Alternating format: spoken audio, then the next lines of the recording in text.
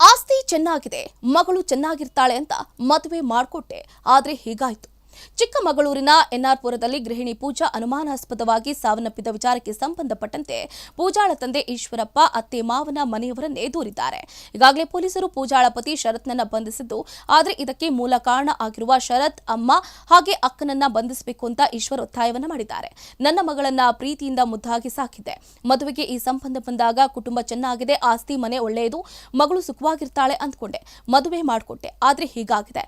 ಈ ರೀತಿ ಸಾಯ್ತಾಳೆ ಅಂತ ಗೊತ್ತಿದ್ರೆ ಆಕೆ ನಾನು ಈ ರೀತಿ ಮದುವೆ ಮಾಡಿಕೊಡ್ತಿರ್ಲಿಲ್ಲ ಅಂತ ಅಳಲನ್ನ ತೊಡ್ಕೊಂಡಿದ್ದಾರೆ. ಹಾಗಾದ್ರೆ ಆಗಿದ್ದೇನು? ಶಿವಮೊಗ್ಗ ಮೂಲದ ಪೂಜಾರನ್ನ 3 ವರ್ಷದ ಹಿಂದೆ ಎನ್ಆರ್ಪುರ ತಾಲೂಕಿನ ಮಾವಿನಕೆರೆ ಶೆಟ್ಟಿಕೊಪ್ಪದ ಶರತ್ ಎಂಬಾತನೊಂದಿಗೆ ವಿವಾಹವನ್ನ ಮಾಡಿಕೊಟ್ಟಿದ್ರು. ಆದರೆ ವಿವಾಹದ ದಿನದಿಂದ ಆಕೆಗೆ ನಿರಂತರವಾಗಿ ಚಿತ್ರಹಿಂಸೆಯನ್ನ ನೀಡಿದ್ರಿಂದ 2 ದಿನಗಳ ಹಿಂದೆ ಆತ್ಮಹತ್ಯೆಗೆ ಶರಣಾಗಿದ್ದಾಳೆ. ಗಂಡ ಶರತ್ ಮತ್ತು ಆತನ ತಂದೆ ತಾಯಿ ಹಾಗೆ ಸಹೋದರಿ ಸೇರ್ಕೊಂಡು ಮದುವೆಯಾಗಿ ಗಂಡನ ಮನೆ ಸೇರಿದ ದಿನದಿಂದಲೇ ಪೂಜಾಳಿಗೆ ಪ್ರತಿನಿತ್ಯವೂ ಕೂಡ ವರದಕ್ಷಿಣೆ ಕಿರುಕುಳ ಸೇರಿದಂತೆ ಇತ್ಯಾದಿ ಕಿರುಕುಳವನ್ನ ನೀಡ್ತಿದ್ರು ಅನ್ನುವಂಥ ಗಂಭೀರ ಆರೋಪ ಕೇಳಿಬಂದಿದೆ.